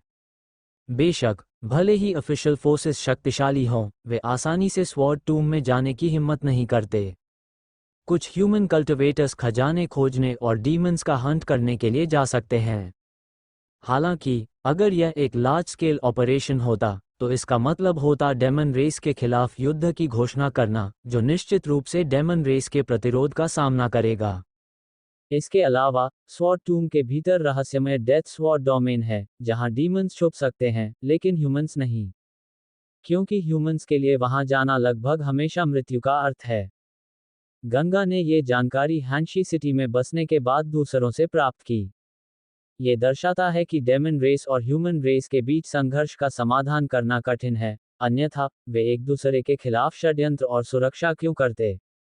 ये बात कि रॉयल फैमिली ने रूबी काउंटी में इतनी मजबूत शक्ति तैनात की है, स्वाभाविक रूप से लोटस एकेडमी को रोकने के लिए है, इसलिए लोटस एकेडमी में ट्रूप्स तैनात करने पर ध्यान देने की आवश्यकता नहीं है। अगर यह स्थिति ह्यूमंस के बीच भी है, तो ये कल्पना की जा सकती है कि डेमन रेस के विभिन्न व्यवहारों को भी समझा जा सकता है। पलक झपकते ही कई और दिन बीत गए। कल्टिवेशन के अलावा, गंगा हर दिन कुछ समय हैंशी सिटी में बुलेटिन बोर्ड्स की जांच में भी बिताता था।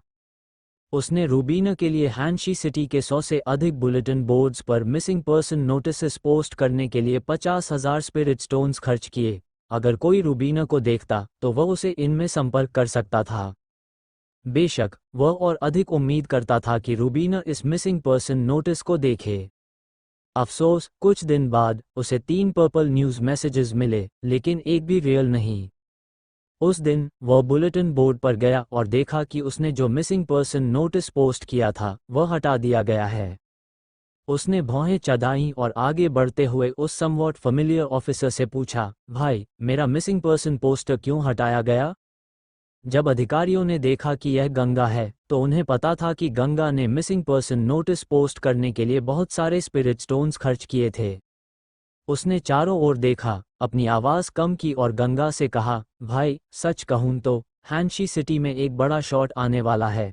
इस बड़े शॉट पर अच्छा इंप्रेशन छोड़ने के लिए सिटी सिक्योरिटी, एनवायरनमेंट और सैनिटेशन सभी सुधारे जा रहे हैं। इसलिए तुम्हारा मिसिंग पर्सन नोटिस सरकारी बुलेटिन बोर्ड पर पोस्ट नहीं किया जा सकता, तो इसे हटाया जाना स्वाभाविक है। गंगा ने हंसते हुए कहा, ये स्थिति वाकई अर्थ मार्शल स्टार जैसी थी। जब सुपीरियर्स आते हैं तो सबऑर्डिनेट्स घबरा जाते हैं और लोगों को परेशान करना शुरू कर देते हैं। ऑफिसर ने गंगा से कहा, तुमने 50,000 स्पिरिट स्टोन्स खर्च किए और तय हुआ था कि पोस्टर 1 महीने के लिए रहेगा। अब इसे केवल कुछ ही दिनों में हटा दिया गया, इसलिए तुम हारे। हालांकि मैं कुछ नहीं कर सकता। अगर तुम्हें अपनी स्पिरिट स्टोन्स वापस चाहिए तो रजिस्ट्रार अर्पित से मिलो। वह सिटी की स्थिरता के लिए तुम्हें रिफंड कर देगा। धन्यवाद याद दिलाने के लिए। गंगा ने उन्हें धन्यवाद कहा, फिर भीड़ से होकर इन वापस चला गया। वह 50,000 स्पिरिट स्टोन्स उसके लिए बहुत अधिक नहीं थे और वह उन्हें अर्पित द रजिस्ट्रार से मांगने का इरादा नहीं रखता था।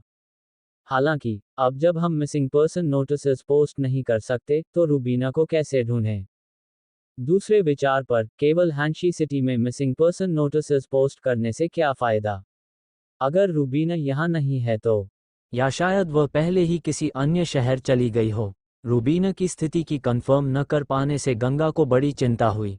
मैं सोचता हूँ कि कौन सा जरूरी व्यक्ति हैंशी सिटी आया, स्थिति की जांच की, फिर स्वॉर्ड टूम के आसपास के सभी शहरों में खोज की, मिसिंग पर्सन नोटिसेस पोस्ट किए और देखा कि क्या उन्हें रूबीना के बारे में कोई खबर मिली। गंगा बेबस महसूस कर रहा था। प्रेजेंट स्थिति को देखते हुए यही एकमात्र क्लमजी तरीका था जिसका वह उपयोग कर सकता था। सारे सीरीज़ के एपिसोड्स हम लोग दे रहे हैं और इसके लाइव स्ट्रीम आज होगा। आज से नए चैनल पर स्ट्रीम कर रहा हूँ मैं। नए चैनल पर इसके आगे के एपिसोड डेली अवेलेबल हो जाएंगे। जिसको सुनना है सुन सकता है आगे के एपिसोड्स को। बाकी जो इस पे ऐसे ही सुनना चाहता है सुनता रहेगा, बट लाइव स्ट्रीम वाले में डेली सबके एपिसोड एक अपलोड होगा।